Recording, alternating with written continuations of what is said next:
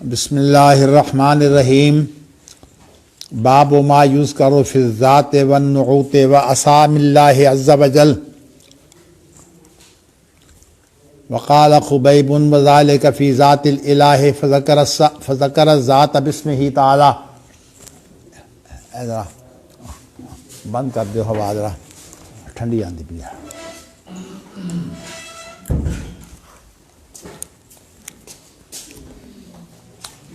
حدثنا ابو الیمان اخبرنا شعیب عن الزہری اخبرنی عمرو بن ابی سفیان بن اسید بن جاریۃ الثقفی حلیف لبنی زہرۃ وکان من اصحاب ابی ہریرۃ رضی اللہ تعالی عنہ ان ابا ہریرہ قال بعث رسول اللہ صلی اللہ علیہ وسلم عشرة منہم خبیب الانصاری فاخبرنی عبید اللہ بن عیاض ان ابنۃ الحارث اخبرته انہم حین اجتمعوا استعار منہم موسیٰ یستحد بها فلما خرجوا من الحرم لیقتلوه قال خبیب الانصاری ولست ابالی حین اقتل مسلما علی ای شق کان للہ مصرعی وذلك فی ذات الالہ وان یشاء یبارک علی اوصال شلو ممزعی فقتلته ابن الحارث فاخبر النبی صلی اللہ علیہ وسلم اصحابہ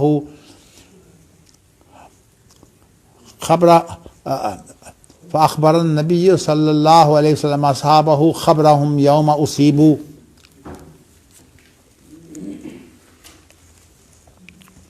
اللہ تیرے شکر.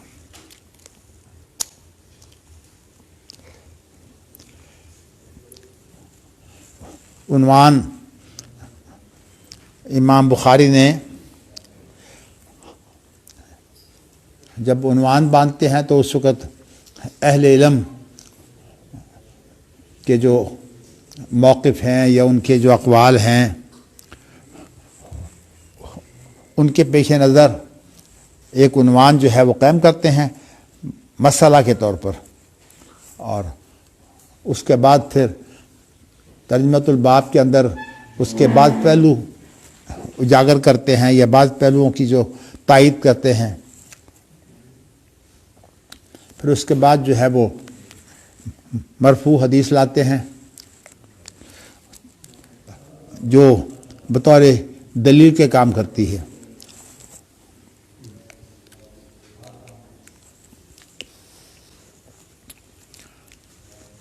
تو اللہ کی ذات کے بارے میں اور اللہ کے اوصاف کے بارے میں اور اللہ تعالیٰ کے جو نام ہیں ان کے بارے میں جو کچھ کہا جاتا ہے اس کے بارے میں جو ہے وہ وہی جو ہے وہ کیا موقف پیش کرتی ہے. سب سے پہلے تو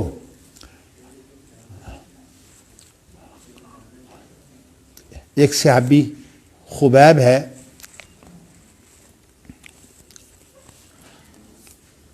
نبی اکرم صلی اللہ علیہ وسلم نے جو ہے وہ 200 کے قریب اپنے صحابی بھیجے تھے. دھوکہ دیا گیا. ان جو ہے وہ 200 آدمیوں کے گرد جو ہے وہ بہت بڑی تعداد نے جو ہے وہ گھیرا ڈال لیا. اس میں سے پھر 10 آدمی جو ہے وہ بچ گئے تھے، باقی تو سارے شہید ہو گئے تھے. پھر وہ جو بعد میں 10 ہیں ان کے ساتھ کیا معاملہ ہوا، ان میں سے جو آخری خبیب تھا نا، اس کو جو ہے وہ ایک قبیلے نے وہاں لے لیا، اس لیے کہ حضرت خبیب رضی اللہ تعالی عنہ کے ہاتھ سے جو ہے وہ بڑے بڑے صنادید کفر کے جو ہیں وہ قتل ہوئے تھے. تو ان کا ذہن یہ تھا کہ ہم ان کو جو ہے وہ بہت دردناک صورت میں جو ہے وہ شہید کریں گے. ان کی طرف سے تو خیر قتل ہی تھا، ہلاکت تھی، لیکن ہم شہید کہتے ہیں۔ تو حضرت خبیب رضی اللہ تعالیٰ عنہ کے اشعار جو آگے حدیث میں آ رہے ہیں، اس کا ذکر امام بخاری نے پہلے تجمۃ الباب میں بھی کر دیا ہے کہ وَذَلِكَ فِي ذَاتِ الْإِلَٰهِ، کہ ان کی جو شہادت ہے یہ اللہ رب العالمین کی ذات کے بارے میں ہے، یعنی انہوں نے اللہ رب العالمین کی ذات کو جو ہے وہ تمام چیزوں پر ترجیح دی ہے، حتیٰ کہ اپنی جان پر بھی ترجیح دی، اور اپنی جان بھی اس کے لیے جو ہے وہ قربان کر دی۔ تو اب دیکھیے کہ یہ خبیب کے اشعار میں جو یہ الفاظ ہیں جو آگے آ رہے ہیں، تو اس کے اندر جو ہے وہ ذات کا ذکر ہے۔ عام طور پر باتیں تو نحوی بھی اور فلسفیانہ باتیں بھی ہوتی ہیں، اور عام طور پر علم کے اظہار کے لیے لوگ یوں کرتے ہیں کہ ان چیزوں کو جو ہے وہ اکٹھا کر دیتے ہیں، لیکن میرا رجحان یہ ہے کہ جو ایک عام آدمی ہے اس سے اس کو تشویش پیدا ہوتی ہے کہ اس لیے جو اصل مقصود ہے اس پر زور دینا چاہیے، اور باقی چیزوں کے اندر جو چیز راجح ہے اس کو جو ہے وہ پیش کر دیا جائے۔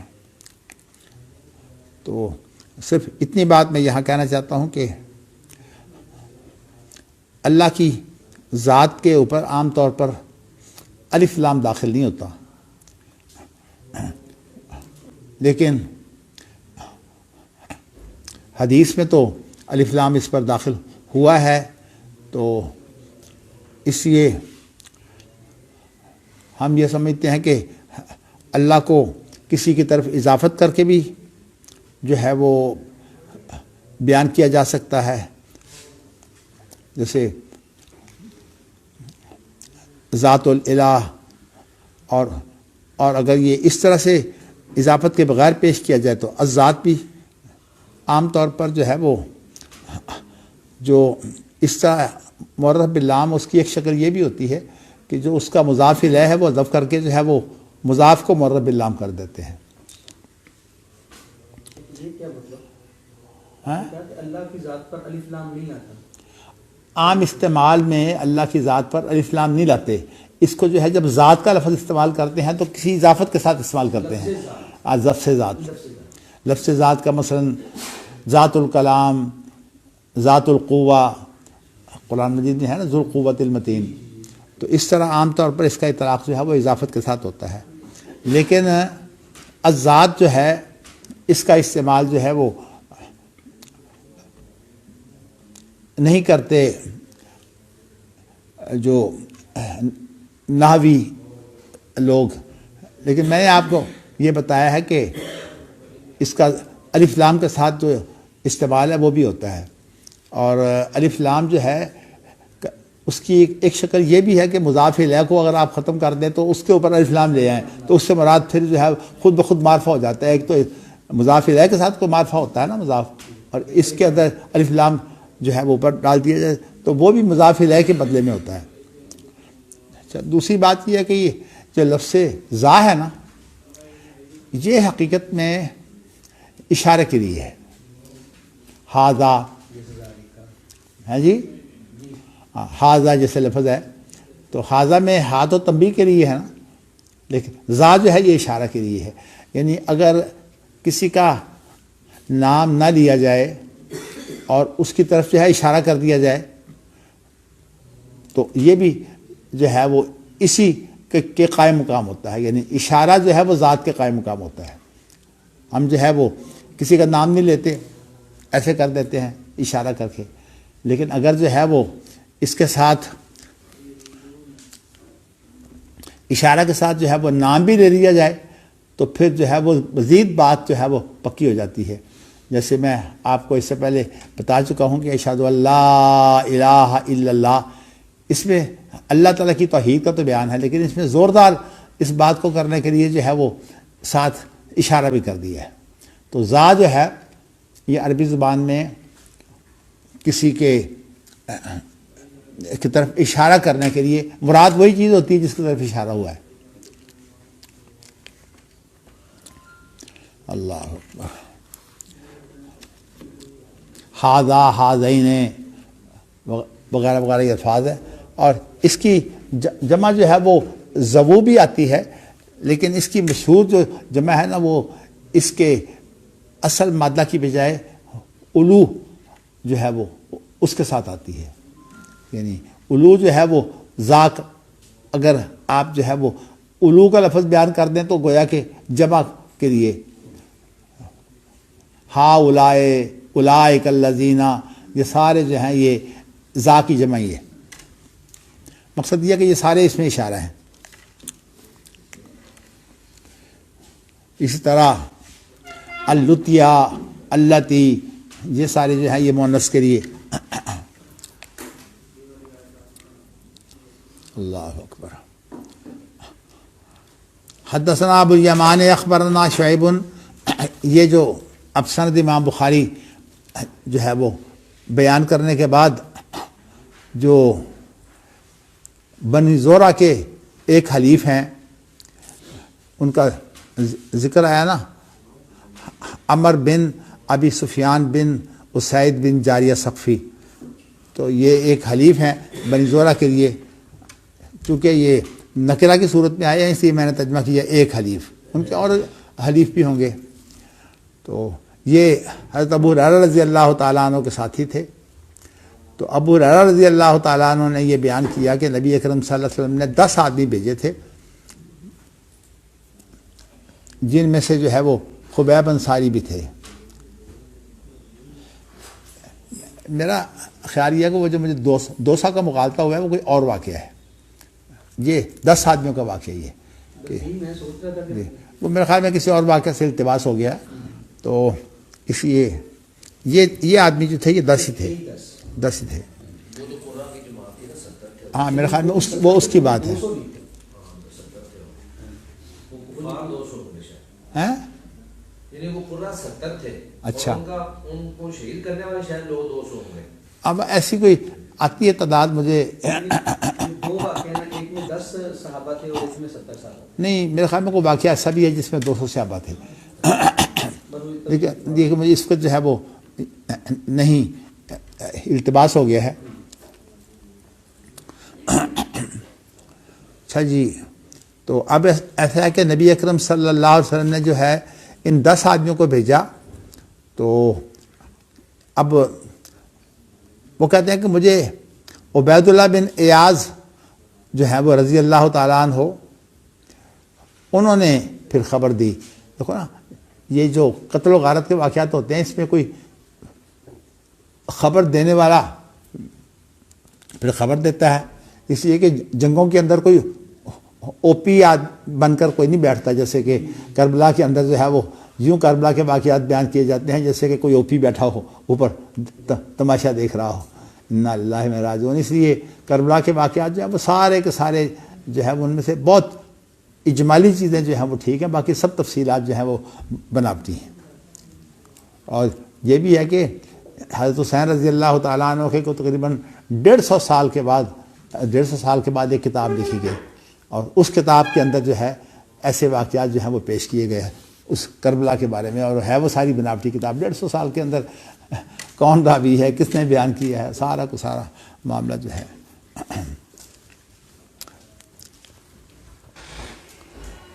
اب ایسا ہوا کہ وہ عبید اللہ بن ایاز بیان کرتے ہیں کہ چونکہ بنو حارث نے جو ہے وہ ان کو لے لیا تھا، خبیب کو، تاکہ ان کو جو ہے وہ اندوناک طریقے سے جو ہے وہ قتل کیا جائے، تو ایک لڑکی جو حارث کی بیٹی تھی اس نے عبداللہ بن ایاز کو خبر دی ہے کہ جب وہ تمام کے تمام جو ہے وہ اکٹھے ہو گئے اس کام کے لیے کہ خبیب کو جو ہے وہ حرم سے باہر لے جا کے جو ہے وہ قتل کرتے ہیں، تو یہ واقعہ اور احادیث میں آتا ہے، لیکن ہے چونکہ اہم اس لیے میں اس کی تھوڑی سی تشریح کر دیتا ہوں. تو خبیب نے جو ہے وہ موسیٰ کہتے ہیں اس طرح کو، خبیب نے موسیٰ مانگا اور یستحد بہا تاکہ اپنے گندے بال صاف کر لیں.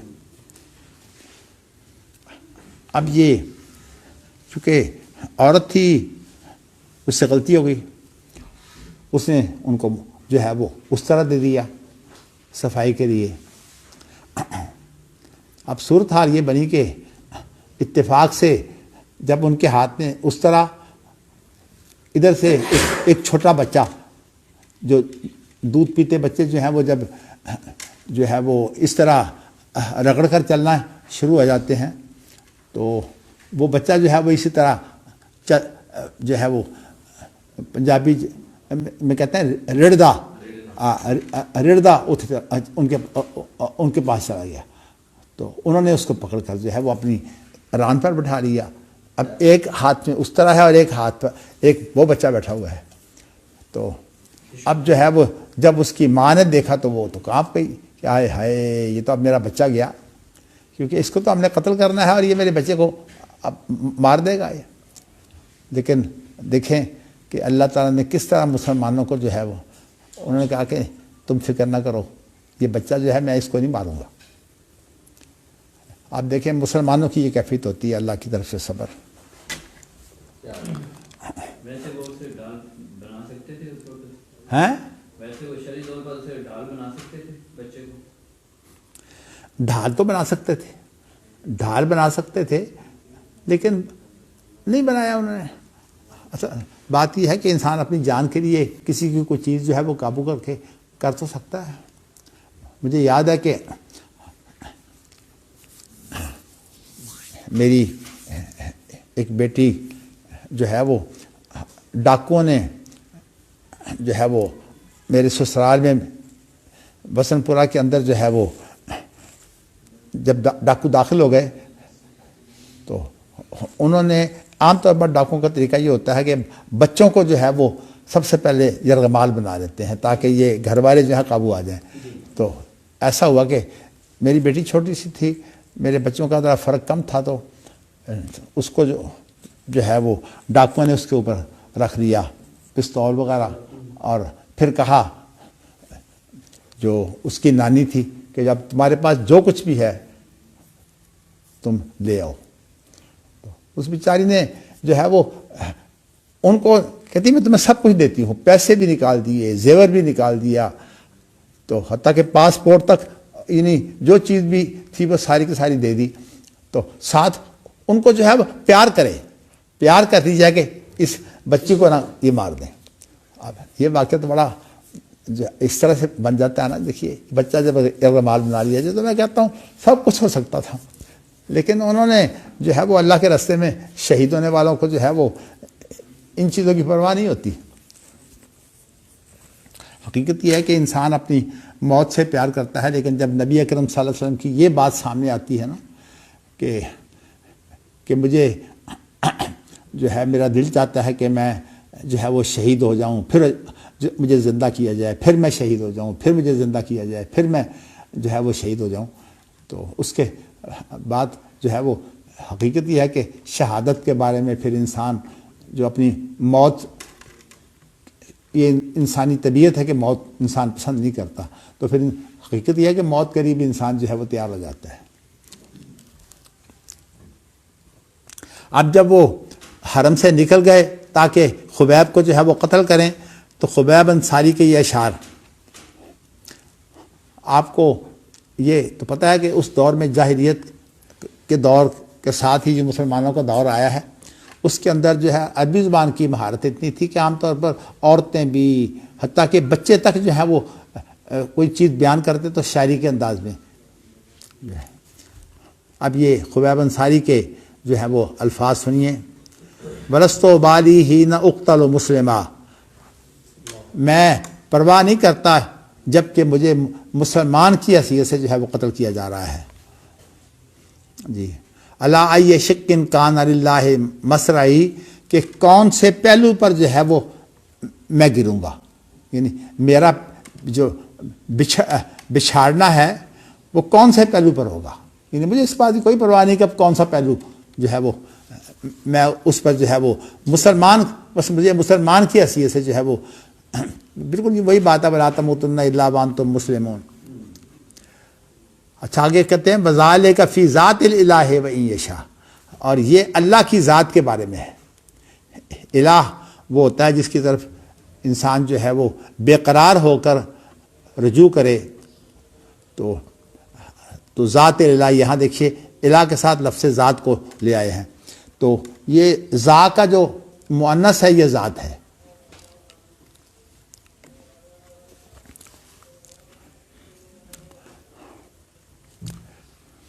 وَإِن يَشَاء، اور اگر وہ چاہے، یعنی اللہ چاہے جس کی ذات کے لیے میں جو ہے قربانی دے رہا ہوں، یبارک علی اوصال شلو ممزعی، کہ وہ برکت ڈال دے ان جوڑوں پر جو میرے عضو کے جوڑ ہیں. شلو اس عضو کو کہتے ہیں جس کی کھال اتار دی گئی ہو. انسان کی اگر جو ہے وہ کھال اتار دی جائے تو پھر اس کا جو عضو ہوتا ہے اس کو شلو کہتے ہیں. تو یہ جو ہے عام طور پر جب جانوروں کے ٹکڑے کیے جاتے ہیں نا تو ان کی کھال اتارنے کے بعد جو ہے وہ ان کے جوڑ کاٹے جاتے ہیں. لیکن وہ تو اس بات کے لیے بھی تیار ہے کہ کوئی ان کی پہلے کھال اتار دے اور اس کے بعد جو ہے وہ انہیں شہید کرے. جو بھی صورتحال ہے بس اللہ تعالیٰ جو ہے وہ قربانیاں قبول کرے. اسلام نہیں ہے یہ وہ شجر جس نے کہ پانی سے غذا پائی، صحابہ نے پلایا خون اس نے پرورش پائی، آئمہ دین بنے اس کے مالی اس کو بہار آئی، ہوئے ہم ایسے ناخلف کے اس کی شکل مرجائی. یہ حافظ اسماعیل روپڑی رحمۃ اللہ علیہ یہ اشعار پڑھا کرتے تھے اور بڑے مؤثر انداز سے. یعنی آواز تو ان کی بہت ہی خوبصورت تھی، لیکن جب وہ پڑھتے نا اپنی تقریر کے دوران میں تو اللہ اکبر اللہ اکبر. نہیں ہے یہ وہ شجر جس نے کہ پانی سے غذا پائی، صحابہ نے پلایا خون اس نے پرورش پائی، آئمہ دین بنے اس کے مالی اس کو بہار آئی، ہوئے ہم ایسے ناخلف کہ اس کی شکل مرجائی. ویسے میرا ذوق جو ہے وہ شاعری کا نہیں ہے، لیکن جوانی کی عمر میں تو سارے جو ہیں وہ شاعر بن جاتے ہیں. میں نے بھی اپنا تخلص جو ہے وہ رکھا ہوا تھا اظہر. تو یہ اب میرا مدینہ یونیورسٹی میں جانے کے بعد پھر میں نے اس کو بہت استعمال کیا، اظہر کو، اس تخلص کو. اور ہاں یہ میرا یہ تخلص ہے یہ حافظ عبداللہ محدث روپڑی نے رکھا تھا. میں نے کہا کہ زیادہ متاثر تھا میں اس واقعہ سے جو انس بن نضر کا واقعہ ہے. تو میں نے کہا میں چاہتا ہوں کہ انس بن نضر سے، اب ظاہر ہے انس کا لفظ تو معروف ہے، نظر ذرا نام غیر معروف ہے، تو میں نے اپنی کنیت رکھی ابو النضر. اور اس کی ایک وجہ یہ بھی تھی کہ جو بخاری میں پڑھتا تھا اپنے والد صاحب سے اس کے اوپر ہی لکھا ہوا تھا نضر اللہ امرأ سمع مقالتی فوعاہ. تو اس طرح سے میں نے جو ہے وہ اپنی کنیت نظر رکھ لی. پھر میں نے آپ صاحب سے کہا کہ آپ کوئی میرا تخلص مجھے بتائیں کہ وہ کیا ہو سکتا ہے. تو آپ صاحب نے کہا کہ اظہر تمہارا تخلص اچھا ہے. تو پھر میرا جو نام مدینہ یونیورسٹی میں چلتا تھا اور بعد میں پھر وہ میری اعلیٰ ڈگریوں میں بھی جو ہے وہ وہی نام چلتا رہا، وہ ابو النضر حافظ عبد الرحمن اظہر کے نام سے ہے. تو بلکہ مجھے میرے سسرال میں چونکہ میرے جو سسر تھے ان کا نام بھی عبد الرحمن تھا، اس لیے مجھے حافظ اظہر کہتے تھے. اللہ اکبر. اچھا جی، ممزعی کا معنی کہ وہ عضو جس کو ٹکڑے ٹکڑے کر دیا گیا ہو. تو اصل میں ایک تو ہوتا ہے نا کہ جوڑوں کو جو ہے وہ مار کر عضو بنائے جائیں، اور پھر اس کے بعد جو ہے وہ اس کے بھی پھر ایک ایک عضو کے بھی ٹکڑے ٹکڑے کر دیا جائے. آپ بتائیے کہ یہ ایمان جو ہے اس کی 2 دن کی تشنا دہانی میں جو مزہ ہے، نہ شہد میں وہ لذت ہے نہ پانی میں مزہ ہے.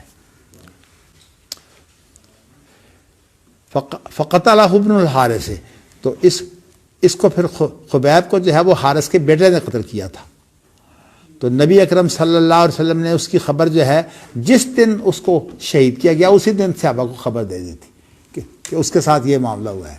ظاہر ہے کہ آپ کو وہی ہو گئی تھی. اللہ اکبر اللہ اکبر.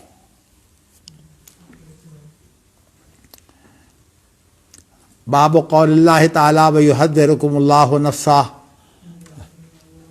یہ جو مجھے خیال آیا نا کہ بات کو زیادہ پھیلایا نہ جائے اور صرف وہ بات کی جائے جو با مقصد ہو. دراصل یہ جو اعلیٰ مدرسین ہوتے ہیں نا ان کا طریقہ یہ ہوتا ہے کہ وہ یہ نہیں کرتے کہ یہ بھی جائز یہ بھی جائز یہ بھی جائز جو ہے.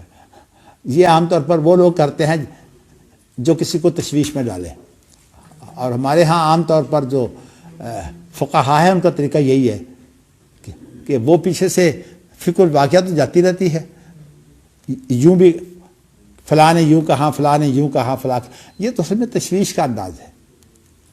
لیکن چونکہ وہ دور جو خلافت کا دور تھا اس کے اندر مسلمانوں کی حکومتیں تھی، اس لیے مسلمانوں نے بہت سے بیکار چیزوں پر بڑی محنت کی ہے.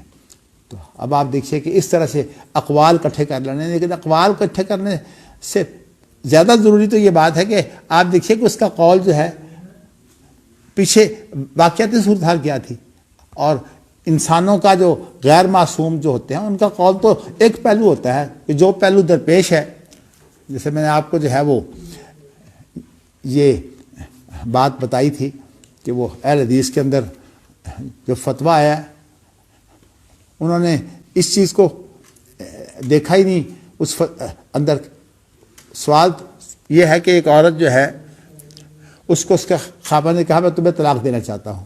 اس کے بعد خاوند جو ہے وہ طلاق نامہ لکھنے کے لیے جو ہے وہ ایک چلا گیا، جو وسیقہ نویس ہوتے ہیں ان کے پاس، تو اسٹامپ پیپر لے کر اس پر طلاق لکھی اور اس پر جو ہے سائن کر دیے.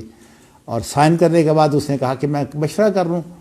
تو اپنے بھائی کے پاس آیا، اس نے اپنے بھائی کو دیا، تو بھائی نے کہا کہ نہیں بالکل طلاق نہیں تم نے دینی، بلکہ اس نے جو ہے اسے کاغذ دیا اور اس کے سامنے ہی جو ہے اس کو جلا دیا.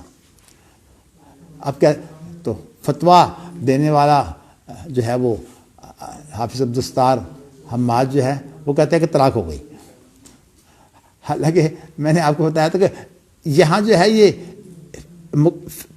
طلاق کا فعل مکمل نہیں ہوا. دوسری بات یہ ہے کہ یہ جو لکھنا ہے یہ متبادل ہے، یہ اصل نہیں ہے.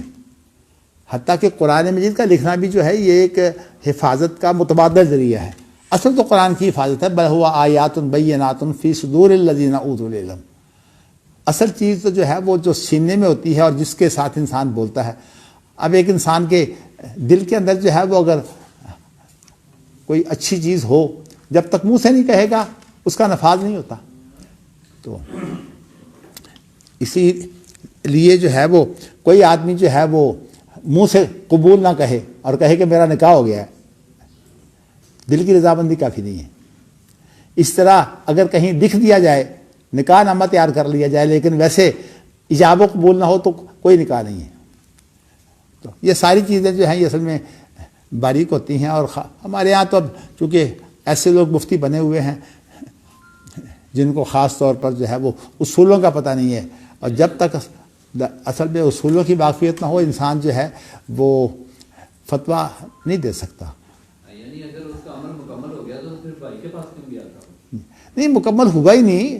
دیکھو اول تو اس نے بھی لکھا ہے، اس کو کہا ہے کہ میں تمہیں طلاق دینی چاہتا ہوں، تو چاہنے سے تو طلاق نہیں ہوتی.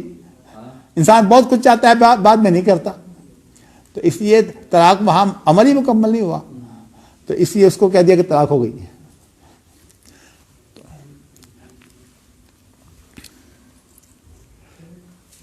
تو میں نے آپ کو چونکہ مجھے ان دنوں خاص طور پر جو ہے یہ کتاب التوحید میں نے آپ کو بتایا تھا کہ اس کے لیے خاص طور پر شیخ الحدیث مولانا ابو الاشبال صغیر احمد شاغف بہاری جو ہیں وہ بڑے ہی جو ہے وہ اہتمام کرتے تھے کہ کاش کہ کتاب التوحید کی کوئی شرح لکھے. میں نے آپ کو واقعہ سنایا تھا. تو اس لیے ان دنوں میں کتاب التوحید کا جب مطالعہ کرتا ہوں تو اس کے اندر میں جو شروع اردو کی ہیں وہ دیکھتا ہوں. تو اس کے اندر حافظ عبدالستار حماد صاحب کا طریقہ کار یہ ہے کہ چیزیں جو ہیں وہ ساری اکٹھی کرنے کی کوشش کرتے ہیں. اس میں غلط بھی ہوتی ہیں, اس میں صحیح بھی ہوتی ہیں. تو اب یہ ہے کہ صحیح اور غلط کو اکٹھے کر کے جو ہے کیا اس کا نتیجہ ہوگا. اس کا نتیجہ یہ ہوگا کہ بات جو ہے وہ تشویش کا باعث تو بن جائے گی. لیکن اب بات یہ ہے کہ عام طور پر یہ جو شرحیں کی جاتی ہیں یہ عام لوگوں کے لیے کی جاتی ہیں, اور اگر اس سے مراد جو ہے وہ طالب علم ہوں جو پختہ کار نہیں ہیں تو وہی پھر جو ہے وہ ان چیزوں کو پڑھتے ہیں تو وہ بھی تشویش کا شکار ہوں گے. انہیں پتہ ہی نہیں کہ کون سی بات جو ہے وہ صحیح ہے, کون سی لینی ہے. اور یہ طریقہ کار جو ہے یہ آج کل ہمارے ہاں جو ہے وہ کئی اور لوگوں نے بھی اختیار کیا ہوا ہے. یہ خاص طور پر ہمارے ایک دوست ہی ہیں, اللہ تعالیٰ ان کو مزید جو ہے وہ توفیق دے خیر کی. بریلوی تھے لیکن بعد میں اللہ تعالیٰ نے ان کو اس طرح ہدایت دی کہ وہ جماعت اسلامی کے جو ہے وہ سے متاثر ہوئے. چودھری رفیق ان کا نام ہے, غامدی کے یہ خاص ساتھیوں میں سے ہیں, اور چونکہ شاعر بھی ہیں, اچھا ان کا جو ہے وہ شاعری میں نام جذبی ہے, جذبی. تو انہوں نے اب تفسیر لکھی ہے. وہ بہت عرصے سے جو ہے وہ یہ جو فرد ہاشمی صاحب کا الہدا ہے نا, اس کے اندر جو ہے وہ پڑھاتے ہیں خواتین کو زبان عربی وغیرہ. تو انہوں نے تفسیر لکھی ہے. تو اس نے کیا کیا کہ زیادہ تو جدید دور میں جو تعویلیں ہو رہی ہیں نا, جیسے اشاعرہ ماتریدیہ وغیرہ جو ہے, اسی طرح اور جو تفسیر کے مسائل ہیں اس کے اندر جو جدید چیزیں ہیں ان کو دے دیا ہے, اور ان کے ساتھ کہیں کہیں جو ہے وہ سلف کو بھی دے دیا ہے. تو دونوں کو اکٹھا کر دیا ہے. تو مجھے خیر اللہ تعالیٰ ان کو توفیق دے. ویسے تو اس کی ماشاءاللہ 6-7 جلدیں میرے خیال میں آ چکی ہیں. تو میں نے یہ انداز جو ہے یہ اصل میں انسان سمجھتا ہے کہ میں نے باطل اور حق جو ہے وہ دوئی پرست نہیں ہے, حق جو ہے وہ توحید پرست ہے. فماذا بعد الحق الا الضلال. تو اس لیے میں آپ کو بتانا چاہتا ہوں والد صاحب اس کا بہت زیادہ اہتمام کرتے تھے. طلبہ کو جو ہے وہ ایک چیز بتاتے ہیں, دوسری چیز بتانے سے وہ سمجھتے تھے کہ طلبہ جو ہے تشویش کا شکار ہو جائیں گے. تو یہ اللہ کا شکر ہے کہ مجھے جس حالت میں انہوں نے پڑھایا, میں نے آپ کو بتایا تھا میں تو علماء کے ساتھ ہی پڑھا ہوں. تو والد صاحب مجھے ایک بات بتا دیتے اور اس کو سمجھا دیتے. تو میرے اندر رجحان ہی یہ پیدا ہوا کہ میں نے بات کو سمجھنا ہے بس. اور اللہ کا شکر ہے جن چیزوں کو میں سمجھ گیا ہوں وہ مجھے آج بھی یاد ہیں, اور آج بھی صورت آ رہی ہے کہ جب میں کسی چیز کو سمجھ جاتا ہوں گہرائی میں جا کر پھر مجھے یاد بھی رہتی ہے. حالانکہ مجھے عارضہ ہے اس کو نسیان کا, تو وہ چیزیں جو مجھے سمجھ آ جائیں وہ یاد بھی رہتی ہیں. الحمدللہ الحمدللہ. اچھا جی, تو میں نے یہ آپ کو اس لیے بتایا کہ ظاہر ہے کہ جب آپ لوگوں نے کام کرنا ہے تو آپ کے سامنے بھی شروع آئیں گے. مولوی وحید الزمان یہ کام تو کرتے ہیں لیکن ان کا بہت کم ہے. وہ عموماً ایک چیز کو لے کر جو ہے وہ بیان کر دیتے ہیں. لیکن میں نے آپ کو بتایا تھا کہ یہ حافظ عبدالستار صاحب کی شرح میں ایک تو انہوں نے تمام کی تمام جو حدیث کی فنی باتیں تھیں وہ اڑا دی ہیں. یعنی سند کی جتنی باریکیاں تھیں نا امام بخاری کی, وہ انہوں نے جو ہے وہ سند کی بات ہی نہیں کرتے, بلکہ بعض دفعہ حدیث کا ایک حصہ جو ہے وہ اس طرح کا ہوتا ہے کہ جس کے اندر کوئی بات ہوتی ہے بڑی علمی, وہ اس کو بھی چھوڑ جاتے ہیں. تو گویا کہ وہ جو ہمارا ایک رجحان ہے نا صرف فقہی مسائل کی طرف کہ فتویٰ دو بس, اس کی طرف آ گئے ہیں. میں تو خاص طور پر اپنے بزرگوں کو جب دیکھتا, حافظ عبداللہ صاحب روپڑی رحمۃ اللہ علیہ بہت ہی گہرے تھے, لیکن بسا اوقات جو ہے وہ انہیں بھی اس بات کی ضرورت ہوتی کہ وہ کوئی اور قول بھی جو ہے وہ ذکر کر دیتے کہ فلاں کی یہ بات ہے. لیکن والد صاحب جو تھے وہ خاص طور پر جو ہے وہ کہا کرتے تھے کہ انداز ایسا ہونا چاہیے جیسا ہمارا مخاطب ہو, چونکہ بلاغ یا جس کو کہتے ہیں بلاغت ہوتی ہی یہ ہے کہ اس کے حال کے مطابق ہو. تو مجھے یاد ہے کہ جب میں نے والد صاحب سے پہلے تو میں نے قافیہ پڑھ لیا تھا، پھر میں نے اس کتاب کو بھی دیکھا جو ہے وہ میزان منشیب کو، تو اس کے اندر شروع کا لفظ تھا بداں اسعدک اللہ فی الدارین. تو والد صاحب نے مجھے بتایا کہ ایک صاحب جو ہیں وہ طلبہ کو میزان منشیب پڑھاتے ہوئے جو ہے الف لام کی قسمیں بیان کر رہے تھے کہ الف لام کی 4 قسمیں ہیں. تو کہتے تھے کہ یہ استاد جو ہیں بسا اوقات اپنے علم کا روب ڈالنے کے لیے جو ہے وہ اس طرح کی قسمیں شروع کر دیتے ہیں. تو حالانکہ طلبہ کو جو ہے صرف وہ چیز بتائی جائے جو ان سے متعلقہ ہے. ویسے بھی یہ درمیان میں دعا آ گئی، آپ اس دعا کی تشریح شروع کر دیں گے تو سبق جو ہے وہ کہاں ہوگا پھر. تو اس لیے مقصود جو ہے وہ اصل جو گول ہے اس کی طرف انسان کو آنا چاہیے. اب دیکھیں نا، کھیل ہوتا ہے، فٹ بال ہاتھ میں ہوتا ہے، اور وہاں آپس میں جو کھیلتے ہیں یہ تو کوئی کام نہیں ہے. اصل تو چیز گول ہے کہ گول کو آپ پہنچیے. تو یہی وہ چیز ہے جو خاص طور پر مجھے والد صاحب نے نص کی صورت میں جو ہے وہ بتائی، اور کہا کرتے تھے کہ یہ جو متکلم کی مراد ہے نا، بس اس کو سمجھنے کی کوشش کرنی چاہیے. اور جب آپ متکلم کی مراد کو سمجھ جاتے ہیں تو آپ کو وہ جو آپ کے سامنے عبارت ہے وہ پھر نص بن جاتی ہے، اور نص ہی ہمارے لیے حجت ہوتی ہے. اور جو لوگ مراد نہیں سمجھتے الفاظ کا دھوکہ کھا جاتے ہیں. جیسے کہ میں نے آپ کو بتایا تھا کہ یہ اشارہ، یہ انگلی اشارے کے لیے ہے، اور اتنی زیادہ تعداد ہے حدیثوں کی، صحیح حدیثوں کی، کہ یہ اشارے کے لیے ہے. وہاں جو ہے وہ کہ لفظ آ گیا ہے یدو بہا، تو کہتے ہیں نہیں یہ تو اصل میں دعا کرنے کے لیے ہے. بھئی اگر دعا کرنے کے لیے ہے تو پھر ہم دعا ساری نماز میں کرتے ہیں، نماز میں بھی انگلی جو ہے وہ ہلانی چاہیے. اور اسی لیے آپ دیکھیے نا کہ اشہدو ان لا الہ الا اللہ کے بعد فوراً اب اشہدو ان محمدا عبدہ و رسولہ، اس کے اوپر انگلی نہیں اٹھانی، اس لیے کہ نبی اکرم صلی اللہ علیہ وسلم تو رسالت میں تنہا نہیں ہے. تو اس لیے یہ صرف توحید کے لیے انگلی ہے، توحید کی طرف اشارہ ہے. لیکن اہل حدیثوں کو سمجھانا بڑا مشکل ہے، اس لیے کہ اہل حدیث جو ہوتے ہیں نا وہ حرفیت پسند ہوتے ہیں، حرف کو لے کر جو ہے اس کے پیچھے لگ جاتے ہیں. چلیے جی، اگلی حدیث ہے باب قول اللہ تعالیٰ وَيُحَذِّرُكُمُ اللَّهُ نَفْسَهُ. اللہ تعالیٰ کا یہ فرمان کہ اللہ تعالیٰ تمہیں اپنے آپ سے اللہ تم کو ڈراتا ہے. یہاں جو ہے وہ نفس کی اضافت جو ہے وہ اللہ کی طرف ہوئی ہے. تو ویسے تو عام طور پر جو لوگ شرح کرتے ہیں یا اس طرح کی باتیں کرتے ہیں،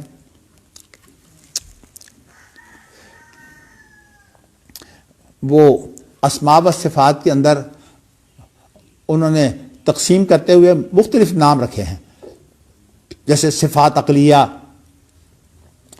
صفات فعلیہ، اس طرح صفات لازمہ، صفات متعدیہ. لیکن میں آپ کو بتاؤں کہ عام طور پر صفات عقلیہ بیان کرتے وقت کہہ دیتے ہیں کہ یہ جو 7 صفات ہم عام طور پر بیان کرتے ہیں نا، جس کے اندر حیات، قدرت، علم، ارادہ، کلام، سمع، بصر، تو اس کو کہہ دیتے ہیں کہ یہ صفات جو ہے وہ عقلیہ ہیں. مگر مجھے یہ نام اس لیے پسند نہیں ہے کہ عقلیہ کا معنی تو پھر یہ ہے کہ آپ یہ کہہ رہے ہیں نا کہ یہ عقل سے جو ہے وہ ہم نے سمجھی ہیں. تو اس لیے میں تو جو ہے وہ اس ناموں کو جو ہے وہ لوگوں کی اپنی اپنی تعبیر ہے.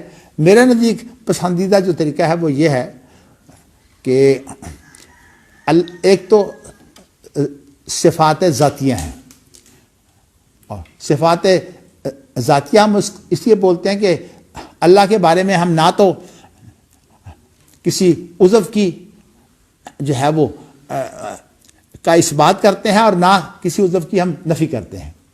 اس لیے کہ یہ بات جو ہے اگر ہم کریں گے تو نفی بھی کریں گے تو کیفیت پیش ہو جائے گی. تو اس لیے میں نے آپ کو بتایا تھا کہ یہ بھی نہیں کہہ سکتے ہم کہ اللہ کے اعضاء نہیں ہیں، اس لیے کہ کیفیت سے تو ہم جب جانتے ہی نہیں تو خام خواہ کی بات کرنا. اس لیے صحیح طریقہ یہ ہے کہ اللہ کے اوپر اس لفظ کا اطلاق ہوا ہے، اس کے بعد اس کی کیفیت ہم نہیں جانتے کہ اللہ کیسے ہیں. تو اس لیے یہ طریقہ جو ہے یہ صحیح ہے. تو اسی لیے امام بخاری کا جو انداز ہے دیکھیے انہوں نے صرف حدیث بیان کر دی ہے کہ ذات الہ بس. تو یہ جو ہے اگرچہ یہ خبیب کے شعر ہیں لیکن نبی اکرم صلی اللہ علیہ وسلم نے چونکہ خبر دے دی تھی ساری بات کی تو اس اعتبار سے نبی اکرم صلی اللہ علیہ وسلم کی توثیق ہو گئی ہے, یہ حدیث تقریری بن گئی. اب جو ہے وہ یہ ذات کا لفظ جو ہے میں نے آپ کو بتایا کہ ویسے تو میں نے دیکھا ہے کہ جو خاص طور پر عقیدے کے اوپر سلفی لوگ بھی جو ہیں انہوں نے مختلف نام رکھے ہیں, مختلف اسلوب اختیار کیے ہیں. یعنی جیسے میں نے تقسیم بتائی ہے لیکن مجھے یہ تقسیم پسند نہیں آئی, حالانکہ یہ میرے بزرگ جو ہیں, یہ میرے استاد جو ہیں مولانا عبدالحق ہاشمی کی تقسیم ہے, انہوں نے بھی اس کو اختیار کیا اس لیے کہ عام متکلمین نے اس کو اختیار کیا ہے. تو میں نے اپنے طور پر جو تقسیم جو ہے وہ مجھے پسند آئی ہے وہ یہ ہے کہ اللہ کی صفات ذاتیہ ہیں, اور صفات ذاتیہ سے مراد جو ہیں وہ یہی چیزیں ہیں جیسے کہ اللہ کا ہاتھ, اللہ کا قبضہ, اللہ کے پورے. بعض حدیثوں میں لفظ انامل بھی آیا ہے, انمل کی جمع ہے انامل, انامل پوروں کو کہتے ہیں, یہ پورے ہیں. تو اس کے لیے ویسے تو بہت سے نام ہیں لیکن میں نے ایک کاغذ پر ویسے لکھے ہوئے تھے, شاید کوئی ادھر ادھر ہو گیا ہے وہ کاغذ, کہ اللہ تعالیٰ کے بارے میں لفظ عضو تو میں نے استعمال نہیں کرنا, نہ مثبت طور پر نہ منفی طور پر, لیکن جو ہے وہ ان کو ہم کہہ سکتے ہیں صفات ذاتیہ. اور جو دوسری صفات ہیں جیسے حیات, تو ان کو ہم یہ کہہ سکتے ہیں کہ صفات معنویہ یا صفات المعانی, یہ لفظ جو ہے زیادہ مناسب ہے اس کے لیے. تو صفات معنی میں صفات لازمہ بھی ہوتی ہیں اور صفات متعدیہ بھی ہوتی ہیں. یہ پھر اس طرح کی تقسیم جو ہے وہ مجھے زیادہ پسند ہے. واللہ عالم, واللہ عالم بالصواب. یہ معنی کی تعبیر آپ کیوں کرتے ہیں؟ میں نے اس لیے کی ہے کہ یہ ایک معنی ہے. دیکھو نا, زندگی ایک ایسی چیز ہے جو ہم سمجھتے ہیں کسی کے اندر. دیکھیے نا, ہم معنی کے لیے ہماری دو حصے ہیں, ایک ہماری حص ہے وہم جو اندرونی حص ہے, اور یہ جو ہمارے سامنے کوئی چیز ہوتی ہے نا یا ایک متعین چیز, اس وقت جب اس کا ادراک ہم کرتے ہیں تو اس کو بولتے ہیں وہم. اور یہ وہم جو ہے یہ جانوروں میں بھی ہوتا ہے, اسی لیے بکری کے سامنے جب کوئی بھیڑیا آ جاتا ہے تو بکری جو ہے وہ اس کو پتہ لگ جاتا ہے یہ میرا دشمن ہے. تو کسی کو دوست, دشمنی, حتیٰ کہ یہ جو محبتیں اور بغض, یہ ساری چیزیں جو ہیں یہ مخصوص طور پر اگر سامنے کوئی چیز ہو تو اس کے لیے تو وہم ادراک کرتا ہے. لیکن کہتے ہیں کہ معنی جزیہ کا ادراک وہم کرتا ہے اور جو معنی کلیہ کا ادراک ہے وہ عقل کرتی ہے. یہ ویسے ہے تقسیم فلاسفہ کی. تو مگر میں نے آپ کو یہ بتایا کہ میں نے اسی لیے ان کو صفات المعانی یا صفات معنویہ کے نام سے جو ہے وہ, اور اس کے بعد پھر اس کی قسمیں ہیں لازمہ اور متعدیہ. یہ تقسیم جو ہے مجھے زیادہ پسند ہے. میں نے بھی ویسے مطالعہ کر کے ہی جو ہے وہ کوئی نہ کوئی چیز جو ہے وہ اختیار کرنی ہوتی ہے. باقی اصل میں واللہ عندہ حسن الثواب. چلیے جی, اب یہاں آ گیا نفس اللہ کی طرف اضافت ہوتی ہے. یہ جو عربی زبان میں نفس یا عین کا جو لفظ ہے نا, یہ استعمال ہوتے ہیں کسی چیز کو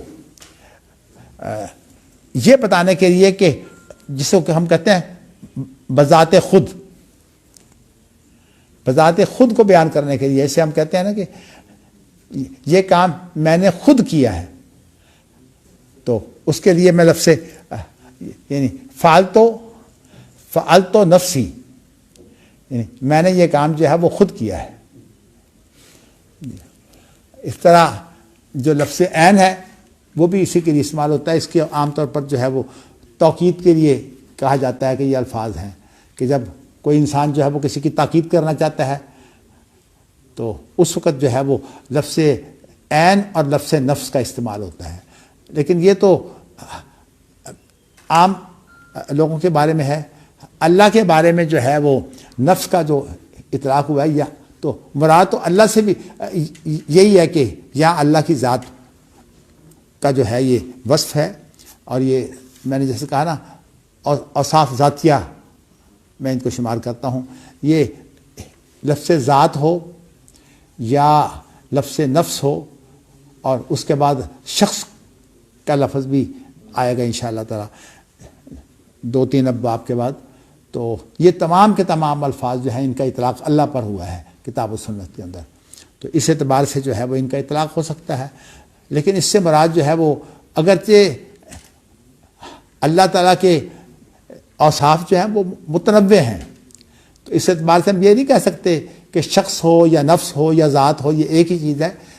یہاں بھی جو ہے وہ اللہ تعالیٰ کے بارے میں چونکہ ہم نے تفصیل میں نہیں جانا اس لیے ہم کہیں گے کہ کیفیت سے ہم بات نہیں کرتے. لیکن ویسے ان کے اندر کوئی تھوڑا تھوڑا فرق ہوتا ہے. جیسے کہ اب رحمان یہ بھی اللہ کا وصف ہے, رحیم بھی اللہ کا وصف ہے, ان دونوں میں فرق ہے. اسی طرح جو ہے وہ رؤوف بھی اللہ کا وصف ہے, اس کا بھی فرق ہے. تو کہنے کا مقصد یہ ہے کہ اسی طرح فروق جو ہے یہ اللہ کی ذاتی صفات کے اندر بھی جو ہے اللہ کہاں لفظ نفس بولتے ہیں, کہاں لفظ ذات بولتے ہیں اور کہاں جو ہے وہ شخص کا لفظ آ جاتا ہے. ان کے استعمالات جو ہیں یہ ہوتے ہیں اور ہم نے تو صرف یہ دیکھنا ہے کہ کتاب و سنت کے اندر یہ الفاظ کیسے استعمال ہوئے ہیں, باقی ان کی کیفیت میں ہم نے نہیں جانا. وقول اللہ تعالیٰ تعلم ما فی نفسی ولا اعلم ما فی نفسک. تو پہلے تو امام بخاری نے آل عمران سے جو ہے وہ وَيُحَذِّرُكُمُ اللَّهُ نَفْسَ, اللہ تم کو ڈراتا ہے. اچھا حالانکہ وَيُحَذِّرُكُمُ اللَّهُ کافی تھا. تو اس کے بعد جو ہے لیکن نفس کو لانے کا معنی یہ ہے کہ یہاں تاکید پیدا کر دی ہے, اس لیے کہ وَيُحَذِّرُكُمُ اللَّهُ جو ہے وہ کسی اور سے ڈرانا بھی شروع سے یا کسی اور سے جو ہے وہ زور پیدا کرنے کے لیے نفسہ کہہ دیا. ہم اگر کہتے ہیں نا وَيُحَذِّرُكُمُ اللَّهُ إِيَّاهُ وہ بھی ہو سکتا تھا, وہ بھی صحیح تھا. لیکن اللہ نے لفظ نفس اس لیے بولا ہے کہ ضمیر کی بجائے جو ہے وہ بات جو ہے وہ اس میں ظاہر آ جائے. یہ نفس اس میں ظاہر ہے نا, تو اگر ہم ایاہ کہیں تو وہ ضمیر آ جائے گی. ضمیر تو ویسے پوشیدہ ہوتی ہے ہی نہیں, وہ چیز جو پوشیدہ رکھنے کے لیے کی جائے وہ ضمیر کے ساتھ جو ہے وہ اس کا ذکر ہوتا ہے. اسی لیے ہمارے صوفیہ جو ہیں وہ ہو جو کرتے ہیں وہ اصل میں اللہ کو پوشیدہ رکھ کر, یہ وہ لوگ ہیں جو اللہ کو پوشیدہ رکھ کر جو ہے وہ محنت کرتے ہیں. جی, اور وہ بھی ہیں جو باقاعدہ اللہ کا نام لکھ کر اس کے اندر جو ہے وہ غور و فکر کرتے ہیں, وہ نقش بندی کہلاتے ہیں. تو یہ ہمارے ملک میں 4 جو ہے وہ صوفی طریقے ہیں. جی, سہروردی بھی ہیں, قادری بھی ہیں. قادری تو میرے خیال میں ان 4 میں نہیں ہے. چشتی, سہروردی, نقش بندی, قادری بھی, قادری 4 میں ہی ہے. ہاں 4 میں ہی ہے. مجددی اس کے علاوہ ہے, مجددی وغیرہ یہ پھر بعد میں آئے ہیں. قادری شاید جمع کرنے کی کوشش ہے. قادری سلسلہ میرا خیال ہے جمع کرنے کی کوشش ہے. کس چیز کی جمع کرنے کی؟ دو سلسلوں کو پہلے کی. چلیے خیر یہ تو تفصیل ہے, میں تو آپ کو صرف نام بتانے ہیں کہ یہاں نام لیے جاتے ہیں. لیکن چلیے یہ آگے تعلم ما فی نفسی ولا اعلم ما فی نفسک, یعنی جو تیرے نفس میں ہے تو جانتا ہے. جی نہیں, جو میرے نفس میں ہے تو اسے بھی جانتا ہے, اور جو تیرے نفس میں ہے میں اس کو نہیں جانتا. تو یہاں نفس کا اطلاق جو ہے وہ اللہ کے ساتھ ضمیر اضافت کے ساتھ جو ہے وہ ہوا ہے. اسی طرح ہم بھی استعمال کر سکتے ہیں, لیکن کیفیت جو ہے وہ اللہ, میں نے بار بار آپ کو بتایا کہ یہ اصل میں عقل کے خلاف نہیں ہوتا, یہ عقل سے ماورا ہوتا ہے. اسی لیے سائنس اور فلسفہ کا یہ میدان نہیں ہے. یہ جی حدثنا عمر بن حفص بن غیاث حدثنا ابی حدثنا الاعمش عن شقیق عن عبد اللہ عن النبی صلی اللہ علیہ وسلم قال ما من احد اغیر من اللہ من اجل ذلك حرم الفواحش وما احد احب الیہ المدح من اللہ. تو یہاں عبداللہ بن جو ہیں وہ مسعود بیان کرتے ہیں کہ نبی اکرم صلی اللہ علیہ وسلم نے فرمایا کہ کوئی ایسا نہیں ہے جو اللہ سے زیادہ غیرت مند ہو. یہ احد کا جو کلمہ ہے نا یہ بہت ہی زوردار ہے. قل هو اللہ احد کے اندر جو ہے وہ زوردار الفاظ جو ہیں وہ دو ہیں، بہت زوردار. قل هو اللہ احد اللہ الصمد. پہلے تو اللہ کی جو ہے وہ یکتائی بیان کی ہے، اور اس کے بعد پھر اللہ تعالیٰ کا صمد کا معنی یہ ہے کہ جو اتنا ٹھوس ہو کہ وہ اتنا مضبوط ہو، ان لغوی معنی میں کہ اس کے اندر کوئی چیز جو ہے وہ داخل نہ ہو سکے، اس کو بولتے ہیں صمد، یعنی ٹھوس چیز کو بولتے ہیں صمد. لیکن اللہ پر اس کا اطلاق جو ہوا ہے تو اس کے اندر ہے تو زور یہ بات کہ اللہ کسی کے محتاج نہیں ہے، لیکن ویسے ہم اس کی کیفیت تو پیش نہیں کر سکتے نا. صرف ویسے ہم یہی کہہ سکتے ہیں کہ یہاں مراد جو ہے وہ اللہ تعالیٰ کی غنا کے بارے میں ہے. اللہ غنی ہے، واللہ الغنی وانتم الفقراء. لیکن غنی کا صمد کا بھی جو ہے وہ تھوڑا بہت فرق ہوتا ہے. اللہ تعالیٰ جو ہے وہ مولانا عبد الرحمن کیلانی کو جزائے خیر دے، مترادفات و قرآن لکھ کر انہوں نے ان چیزوں کو بسا اوقات بہت سی چیزوں کو جو قرآن میں آئی ہیں ان کے فرق بیان وہ کرتے ہیں، تو لیکن کیفیت سے تو بات وہ بھی نہیں کرتے. تو کہتے ہیں کہ آپ نے فرمایا کہ کوئی بھی، ہم یہاں ویسے کہہ سکتے ہیں اگر یہ بات بعد میں آئے گی، کوئی شخص اللہ سے زیادہ غیرت مند نہیں ہے. تو امام بخاری بعد میں جو ہے اس سے عنوان باندھیں گے.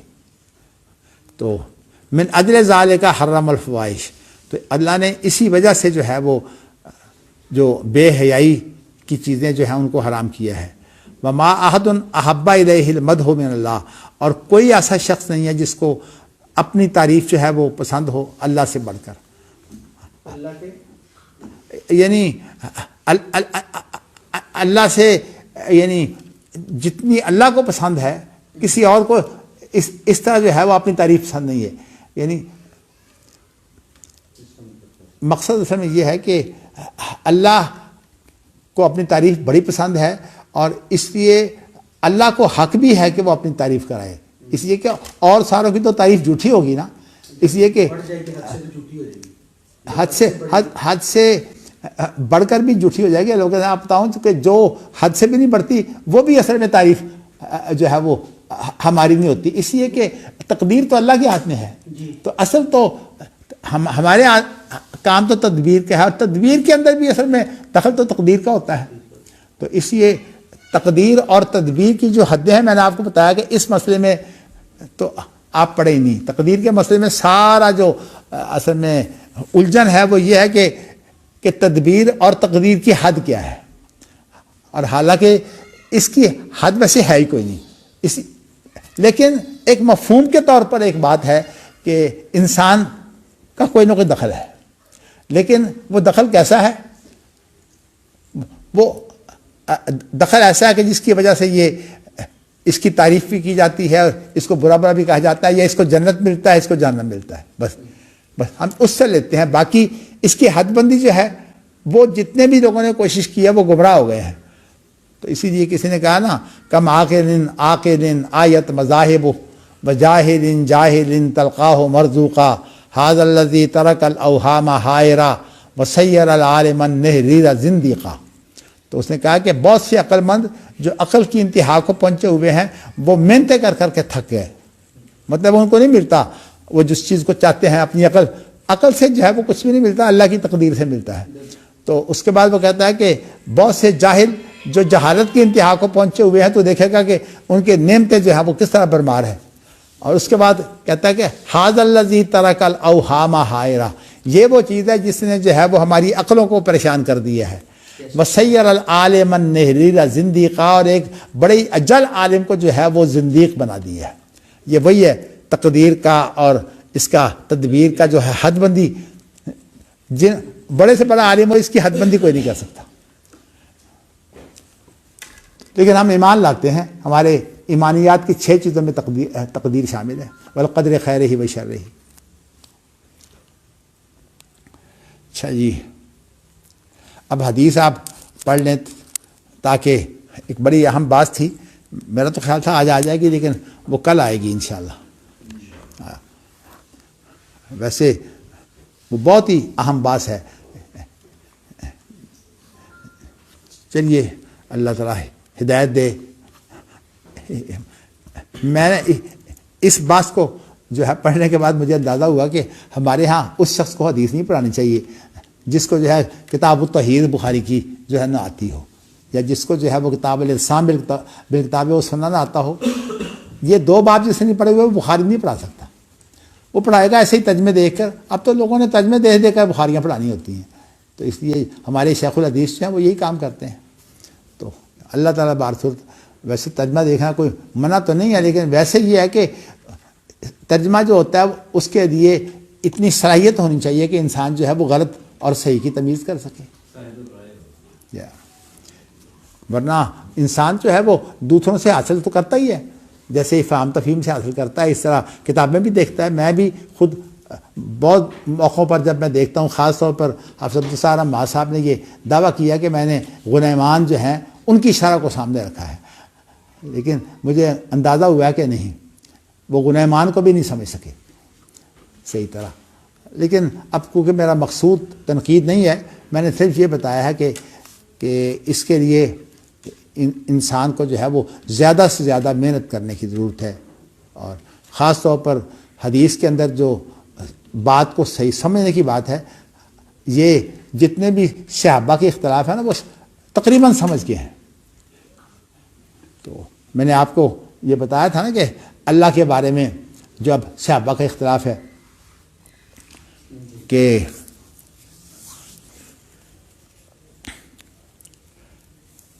نبی اکرم صلی اللہ علیہ وسلم نے جو ہے وہ معراج کی رات اللہ کو دیکھا ہے کہ نہیں دیکھا۔ تو اب میں آپ کو بتاتا ہوں کہ میں کوشش تو کرتا ہوں بڑے بڑے علماء کو جو ہے مطالعہ کروں۔ میں نے اس سلسلے میں اپنے استاد محترم مولانا عبدالحق ہاشمی رحمۃ اللہ علیہ کی کتاب دیکھی، کتاب التوحید۔ تو جب میں نے دیکھی تو انہوں نے اس کو اختلاف کی صورت میں بیان کیا ہے، جو ہمارے ہاں رواج ہے نا ہندوستان کے اندر، ایک اور یہ بھی ہے، ایک اور یہ بھی ہے، اور ایک اور یہ بھی ہے۔ انہوں نے کہا کہ صحابہ، جمہور صحابہ تو اس طرف ہیں کہ نبی اکرم صلی اللہ علیہ وسلم نے اللہ کو دیکھا ہے، اور پھر اس کے بعد کہا ہے کہ حضرت عائشہ رضی اللہ تعالیٰ عنہا جو ہے وہ کہتی ہیں اللہ کو نہیں دیکھا، اور پھر اس کے بعد انہوں نے جو ہے وہ عبداللہ بن عباس کا ایک تیسرا قول پیش کیا ہے کہ اللہ کو دیکھا ہے لیکن دل سے دیکھا ہے۔ تو اب یہ 3 قول جو ہے انہوں نے پیش کیے ہیں۔ تو میرے ذہن میں جو بات آئی ہے وہ تو یہ ہے کہ اصل میں پہلے 2 قول اختلافی ہیں اور تیسرا قول حقیقت میں اس کو جمع کر رہا ہے۔ اور میں نے آپ کو اشارہ کیا تھا اس لیے کہ نبی اکرم صلی اللہ علیہ وسلم ان ناسوتی آنکھوں سے تو نہیں دیکھ سکتے، لیکن اگر نبی اکرم صلی اللہ علیہ وسلم کو جو ہے وہ اللہ تعالیٰ معجزے کی صورت میں معراج کروا سکتے ہیں، جنت اور دوزخ کا جو ہے وہ آپ جو ہے وہ معائنہ کر سکتے ہیں، تو اس میں محال بات کون سی ہے کہ نبی اکرم صلی اللہ علیہ وسلم کا اللہ سے بھی آپ کی ملاقات ہوئی ہے۔ اور یہ کعبہ احبار جو ہے وہ عام طور پر یہی کہتے تھے، وہ کہتے تھے دیکھو موسیٰ علیہ السلام کو اللہ نے امتیاز دیا 2 دفعہ گفتگو کے ساتھ، اور محمد صلی اللہ علیہ وسلم کو اللہ نے جو ہے وہ 2 دفعہ ملاقات کی ہے، کیونکہ قرآن مجید میں یہ ہے نا کہ اللہ سے ملاقات 2 دفعہ ہوئی ہے، وَلَقَدْ رَآهُ نَظْرَةً أُخْرَىٰ عِندَ سِدْرَةِ الْمُنتَهَىٰ۔ تو عبداللہ بن عباس نے اس کو اس طرح سے جمع کر دیا ہے کہ انہوں نے کہا دل سے دیکھے کا معنی اصل میں یہ ہے کہ اس وقت آپ کی جو کیفیت تھی وہ تو معجزانہ کیفیت تھی، تو معجزانہ کیفیت میں تو سارا کچھ ہو سکتا ہے۔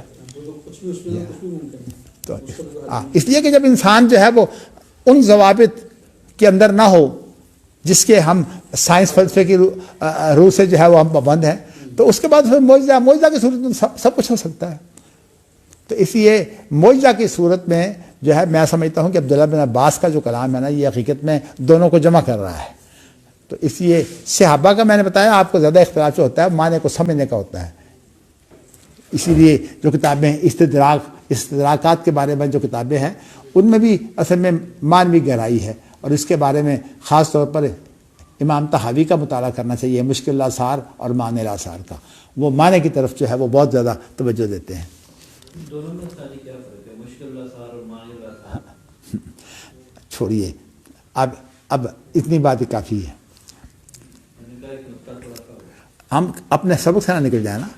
اچھا جی، اب اس کو آپ آگے پڑھیے. اگلی حدیث جو ہے وہ اگلی حدیث یہ ہے کہ اللہ اکبر، حدثنا عبدان عن ابی حمزۃ عن الاعمش عن ابی صالح عن ابی ہریرہ عن النبی صلی اللہ علیہ وسلم قال لما خلق اللہ الخلق كتب في كتابه وهو يكتب على نفسه وهو وضع عنده على العرش ان رحمتی تغلب على غضبی. اب جی اگلی حدیث یہ ہے کہ ابو ہریرہ بیان کرتے ہیں کہ نبی اکرم صلی اللہ علیہ وسلم نے فرمایا کہ جب اللہ تعالیٰ نے مخلوق کو پیدا کیا تو پھر اللہ تعالیٰ نے جو ہے وہ اپنی کتاب جو ہے کتب فی کتاب ہی، اپنی کتاب جو ہے یہ وہی ہے جس کو لوح محفوظ کہتے ہیں، اس میں جو ہے وہ لکھا، اور وَهُوَ يَكْتُبُ عَلَى نَفْسِهِ. تو اس کی تشریح کرتے ہوئے آپ نے فرمایا کہ اللہ تعالیٰ یہ اپنے اوپر لکھ رہے تھے، یعنی اللہ نے اپنے اوپر جو چیزیں لازم کی ہیں نا ان کو لکھ رہے تھے.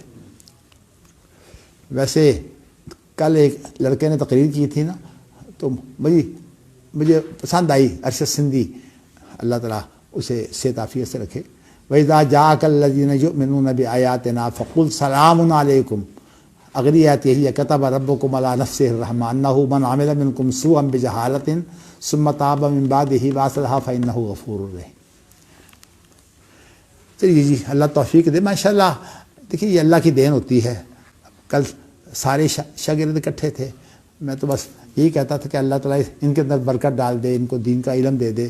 دیکھیے ہمارے علم کو آگے صدقہ جاریہ بنانے والے یہی لوگ ہیں. اللہ اکبر. تو اب یہ ہے کہ وَهُوَ وَضْعٌ عِندَهُ عَلَى الْعَرْشِ، یہ بھی بتا دیا کہ یہ اللہ کی جو کتاب ہے یہ عرش پر اللہ کے پاس ہی ہے. کیفیت ہم مزید بات نہیں کرتے، بس اتنی آ گئی ہم نے، یعنی لوح محفوظ جو ہے وہ عرش پر ہے. اس میں کیا لکھا ہے؟ ان رحمتی تغلب علی غضبی، میری رحمت جو ہے میرے غصے پر غالب ہے. چلیے اگلی حدیث کا بھی ترجمہ کرتے ہیں تاکہ کم از کم یہ بات تو ختم ہو جائے. حدثنا عمر بن حفص حدثنا ابی حدثنا الاعمش سمعت ابا صالح عن ابی ہریرہ رضی اللہ عنہ قال قال النبی صلی اللہ علیہ وسلم یقول اللہ تعالی انا عند ظن عبدی بی وانا معه اذا ذکرنی واذا ذکرنی فی نفسه ذکرته فی نفسی ان ذکرنی فی ملائن ذکرته فی ملائن خیر منهم وان تقرب شبرا الی تقربت الیہ ذراعا وان تقرب الی ذراعا تقربت الیہ باعا وان اتانی یمشی اتیته ہرولہ. ترجمہ کر دیتا ہوں پہلے میں. نبی اکرم صلی اللہ علیہ وسلم نے فرمایا کہ اللہ تعالیٰ یہ کہتے ہیں. آپ کو پتہ ہے جب اللہ کا خطاب کا لفظ آ جاتا ہے تو حدیث قدسی ہوتی ہے، لیکن حدیث قدسی جو ہے اس کے اندر چونکہ حدیث ہے نا، تو حدیث کی جو روایت ہوتی ہے نا اس کے اندر الفاظ جو ہوتے ہیں وہ معجزانہ نہیں ہوتے، یعنی اللہ کے الفاظ نہیں ہوتے. اس کا مفہوم تو اللہ کی طرف سے ہوتا ہے، یعنی شرط صرف اتنی ہے کہ مفہوم اللہ کی طرف سے اور اس میں اللہ تعالیٰ کا حوالہ دے کر ذکر ہو. اگر اللہ کا حوالہ نہ ہو پھر اس کو حدیث قدسی نہیں کہتے.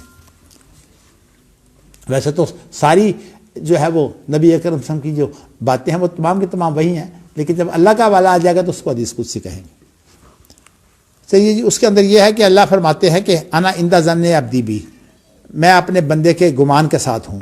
انا معه اذا ذکرنی، اور میں اس کے ساتھ ہوتا ہوں جب وہ مجھے یاد کرتا ہے.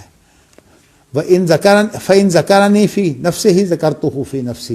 یہاں نفس کا ذکر آ گیا نا کہ اگر جو ہے وہ مجھے اپنے نفس میں یاد کرتا ہے تو اللہ کہتے ہیں میں بھی اس کو اپنے نفس میں یاد کرتا ہوں. یہاں مراد کیا ہے کہ نفس کے اندر جو چیز ہوتی ہے اس کا اونچا ذکر نہیں آتا. جیسے کہ ابو ہریرہ رضی اللہ تعالیٰ عنہ نے فاتح خلف الامام کے بارے میں کہا ہے نا، اقرا بہا فی نفسک، کہ تو اپنے نفس کے اندر جو ہے وہ اس کو پڑھ. کیا مطلب کہ اس کو ایسا پڑھ. اب جی ہاں، اب اس کو پڑھنے کی کیا شکلیں ہیں وہ پھر اس کے لیے تفصیل ہے، میں اس کو جزئی مسئلے میں نہیں پڑھتا. یہ ساری آپ اللہ کی نسبت سے معنی متعین کر رہے ہیں. کیا؟ یہ جو معنی متعین کر رہے ہیں. ہاں، میں یہ کہہ رہا ہوں کہ انسان اگر اپنے نفس میں اللہ کو یاد کرتا ہے تو اللہ بھی اپنے نفس میں یاد کرتے ہیں، ذکر نہیں آتا کسی کے سامنے. یہ مفہوم ایک متعین کر رہے ہیں کیا؟ کہ اللہ اونچی آواز سے یعنی اونچا تذکرہ نہیں کرتے. آگے ذکر وہ بھی آ رہا ہے نا، مقابلے میں ہے نا. یہاں آیا کہ جب ایک نفس میں دیکھیں نا، اقرا بہا فی نفسک، میں نے اسی لیے آپ کو کہا ہے کہ اپنے دل میں پڑھنے کو جو ہے وہ کہتے ہیں. تو یہاں جو ہے وہ تو یہ کہا کہ اگر مجھے یاد کرتا ہے اپنے نفس میں تو میں تو اپنے نفس میں یاد کرتا ہوں. ان ذکرنی فی ملائن ذکرتہ فی ملائن خیر منہ. تو ملا ان لوگوں کو بولتے ہیں جن کی شخصیت جو ہے وہ ہمارے یہاں یہ ایک لفظ بولا جاتا ہے نا، بھاری شخصیت. تو مجھے ایک کسی نے لفظ بولا کہ وہ ایک آدمی بہت جو ہے وہ اس نے لفظ بولا کہ وہ اس سے بھی زیادہ بھاری ہے، مطلب ہے اس کی شخصیت بھرپور ہے. تو ملا ان لوگوں کو کہتے ہیں جو معاشرے کے اندر جو ہے وہ اپنی کارگزاری کی وجہ سے بھاری بھرکم ہو جاتے ہیں. تو اس لیے لفظ ملا جو ہے یہ بھرنے سے ہے. اس کا لغوی معنی میں نے آپ کو بیان کر دیا. میرا رجحان جو ہے وہ امام راغب کی طرح جو ہے وہ ایک اس کا جو اصل ہوتا ہے نا اس مفہوم کی طرف ہے. اس کے بعد اس کے استعمالات کی وجہ سے اس کے پہلو سارے اس میں آ جاتے ہیں.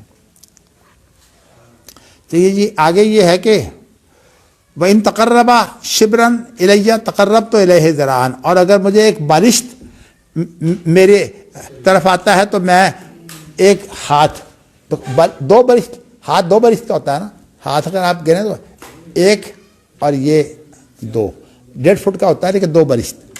تو اس کو یہی پیمانے چلتے تھے. تو میں اس کی طرف جو ہے وہ ایک ہاتھ آتا ہوں. وَإِن تَقَرَّبَ إِلَيَّ ذِرَاعًا. اور اگر میری طرف ایک ہاتھ آتا ہے تو تقربت الیہ باءً، میں اس کے جو ہے وہ قریب ہوتا ہوں.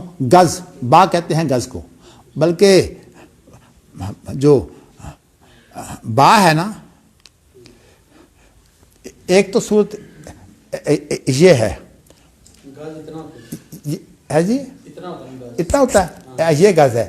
اور جو با ہے وہ ان دونوں کو پھیلا کر بھی اس کو بھی با کہتے ہیں. لیکن عام طور پر اس سے مراد ہوتا ہے آدھا با، یعنی آدھا با سے مراد 1 گز. جی ہاں، اس کو تو گزوں کا حساب ہوگا. اب جو ہے وہ امریکہ کی وجہ سے انگلینڈ نے تو اپنی جو ہے وہ اعتماد کی وجہ سے انہوں نے ابھی تک گز نہیں بدلے. لیکن امریکہ میں آپ چونکہ کلومیٹر چلتے ہیں، سارا اشاری نظام ہے، تو اس لیے اب ہمارے لوگوں نے اب امریکہ کو اختیار کر رہی ہے. ورنہ ہم جب چھوٹے تھے تو اس وقت ہم جو ہے وہ آنے، دھیلے، دمڑیاں ان کا ذکر کیا کرتے تھے. تو لیکن اس کے بعد پھر ہم کلومیٹر میں آ گئے. تو اب تو ہمارے جو ماشاءاللہ آپ جیسے لوگ جو ماشاءاللہ اب 50 سال کی عمر کے لوگ بھی جو ہیں وہ بھی اب نہیں جانتے کہ اس دور میں کیا تھا. ہم پیسوں کا، دھیلوں کا، اور پھر اس کے بعد دمڑیوں کا، اسی طرح جو ہے وہ جو چنے اور اس طرح جو چاول، یہ بھی مقداریں تھیں. یہ معاشت اللہ تو یہ بھی خیر برطانوی نظام میں تھا.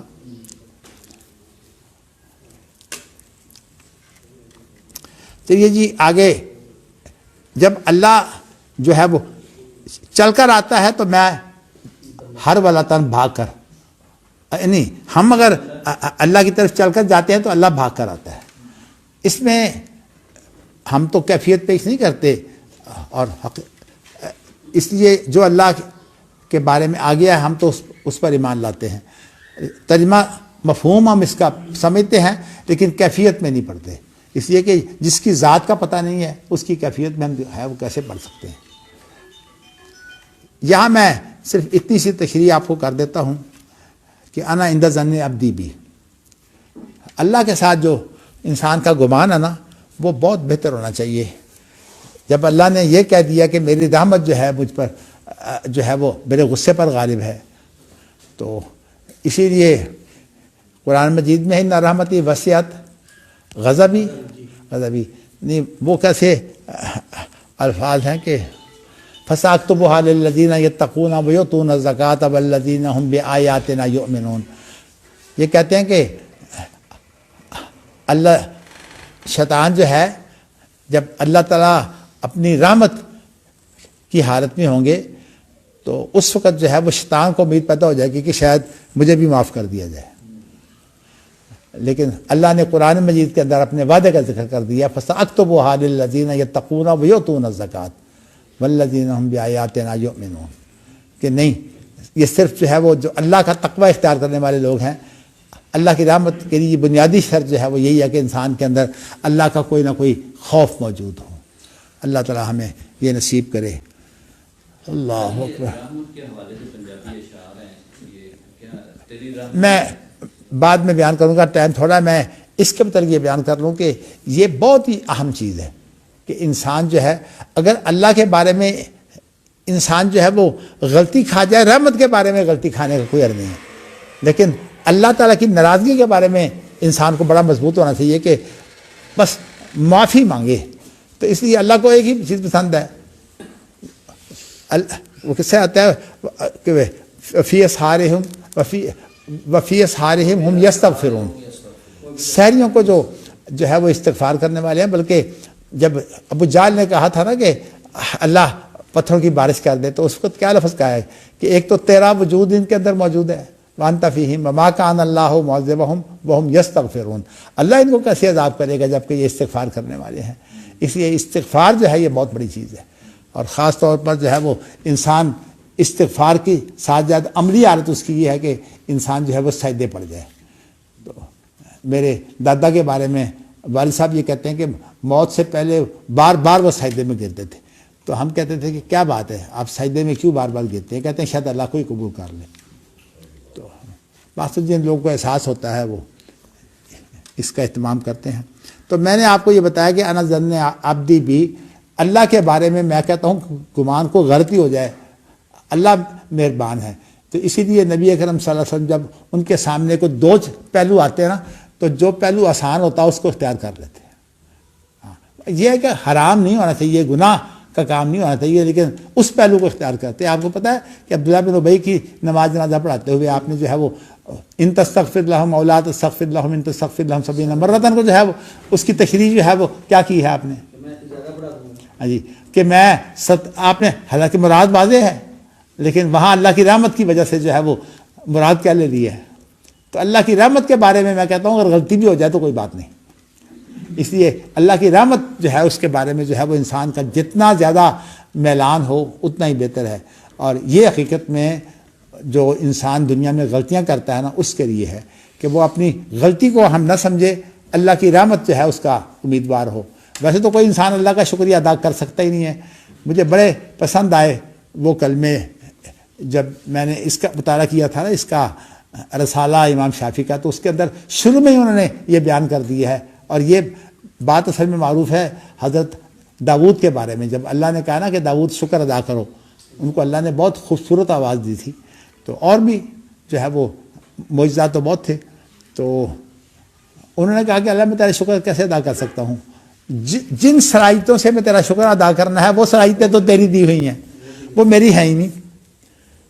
تو امام شافعی نے اپنے خطبے کے اندر ہی اس کو ذکر کر دیا. اللہ اکبر. چلیے جی، یہ اللہ تعالیٰ ہمیں توفیق دے. ٹائم تو خیر کافی ہو گیا ہے.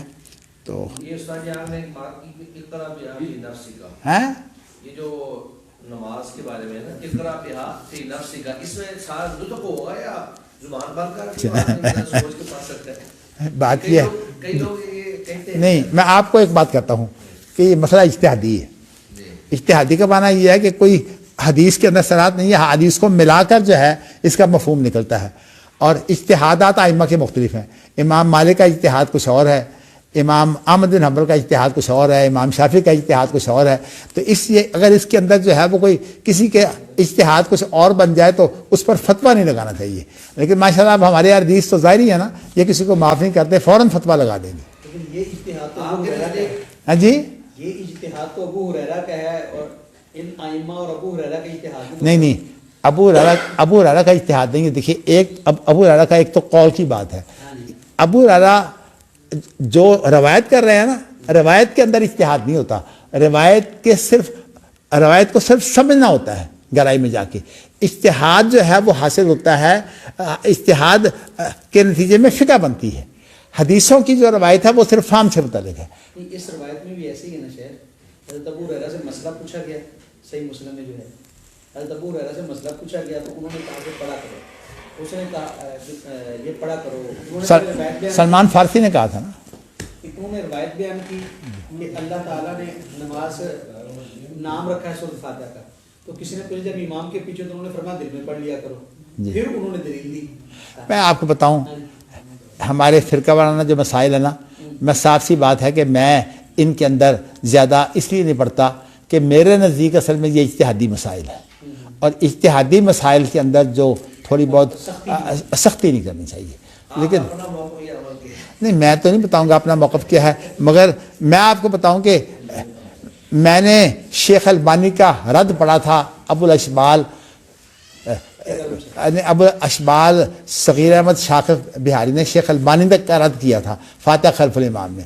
ان کا مضمون پڑھ کر جو ہے میں بہت پریشان ہوا. تو میرا رجحان جو ہے وہ شیخ البانی کی طرف ہونے لگا ان کا رد پڑھ کر. الٹا ہوا کام. ہاں الٹا ہوا اس لیے ان کا رد بڑا ہی کمزور تھا. تو مجھے خیال آیا کہ شیخ البانی کا موقف جو ہے یہ بدنی ہے.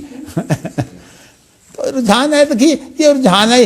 پتہ میں کیوں اصل میں یہ چیزیں بیان نہیں کرتا. میں بیان کروں گا تو فتویٰ دینے والے ماشاءاللہ ہمارے یہاں حدیث جو ہیں وہ سارے طالب علم بھی مفتی ہوتے ہیں ہمارے یہاں. ایک چھوٹی سی بات اس میں ہے جی کہ ہم یہی سنتے آئے ہیں کہ جبریل جو ہے نا وہ عرش تک نہیں جا سکتا، وہ صرف سدرۃ المنتہا. ہاں بالکل ٹھیک ہے، ٹھیک ہے ٹھیک ہے. اچھا جبریل جو ہے وہ لوح محفوظ سے وحی لے کے آتا ہے. کیا وحی جو ہے وہ لوح محفوظ سے لے کے آتا ہے. نہیں دیکھیں میں آپ کو بتاؤں کہ وہی اسے ملتی ہے اللہ کی طرف سے. اب یہ اسے اللہ دیتے ہیں. لوح محفوظ تو عرش کے اوپر ہے، تو جبرائیل عرش کے اوپر تو جا ہی نہیں سکتا. اس کا تو کوئی بھی قائل نہیں ہے. یہی تو میرا سوال تھا. نہیں یہی بات ہے. دوسری بات میں نے آپ کو ایک چیز بتائی تھی، وہ ذرا تھوڑی سی واضح ہو جائے. فکانا قاب قوسین او ادنیٰ. یہ قاب کہتے ہیں جب دو آپس میں دشمنوں کی صلح ہوتی ہے نا، تو دو کمان جو ہوتے ہیں، کمان تو آپس میں نہیں مل سکتے، لیکن اس کا جو قاب ہوتا ہے نا، قاب اس کو بولتے ہیں جس کے اندر تیر رکھ کر مارتے ہیں. تو وہ جو اس کا قاب ہوتا ہے نا، وہ اصل میں ایک کر لیتے ہیں. یعنی وہ جو تیر رکھنے کی جگہ ہے اس کو تو اکٹھا کر لیتے ہیں، اور کمان جو ہے وہ آپس میں. تو اس کا معنی یہ ہے کہ اللہ کے رسول کی جب اللہ سے ملاقات ہوئی ہے تو اتنا قرب تھا کہ دو کمان جب آپس میں ملتے ہیں اس سے بھی زیادہ قرب تھا. اب دیکھیے منالا موات وسوس بہ نفسہ ونحن اقرب الیہ من حبل الورید. اگر اللہ تعالیٰ ہر انسان کے اتنے قریب ہو سکتے ہیں کہ شاید سے بھی زیادہ قریب ہیں، تو نبی اکرم صلی اللہ علیہ وسلم کے ساتھ جب ملاقات ہوتی ہے تو اتنا قرب نہیں ہو سکتا. لیکن اس کی کیفیت ہم نہیں پیش کر سکتے، اس کی کیفیت آئی نہیں ہے. لیکن یہ مسئلہ ویسے صحابہ کا اختلافی ہے، اور میرے نزدیک جو ہے وہ عبداللہ بن عباس کا جو قول ہے نا وہ دونوں کو جمع کر رہا ہے. باقی واللہ اعلم بالصواب. ہمارا دیکھیے کام یہ ہے کہ ہمارا غور و فکر ہے، باقی جو ہے وہ ہم اس کے مکلف ہیں کہ ہم مخلص ہو کر جو ہے وہ جی ہاں حق کے بارے میں غور و فکر کریں. باقی یہ فرقہ بندیاں اور یہ جو فرقہ وارانہ مسائل ہیں، میں تو صاف سی بات ہے بہت عرصہ سے شیخ ابن باز کے پاس بیٹھ کر جو میں نے سب سے پہلی چیز سیکھی ہے وہی سیکھی ہے کہ فرقہ وارانہ مسائل کے اندر جو ہے وہ شدت نہیں ہونی چاہیے، اس لیے کہ یہ اجتہادی مسائل ہیں. تو اجتہادی مسائل میں جو ہے وہ ایک اجتہاد کرنے والا دوسرے کے اجتہاد کو برا بھلا نہ کہے. ہمارے ہاں تو فوراً دوسرے کا جو اجتہاد ہوتا ہے اس کے اوپر فتویٰ لگا دیتے ہیں. تو اس لیے میں اس شدت کا جو ہے وہ عادی نہیں ہوں. اللہ تعالیٰ مجھے توفیق دے حق کی. ہاں جی یہ کتابیں کیا بات ہے؟ ہاں یہ کتاب جو ہے نا یہ حسن صاحب کو دے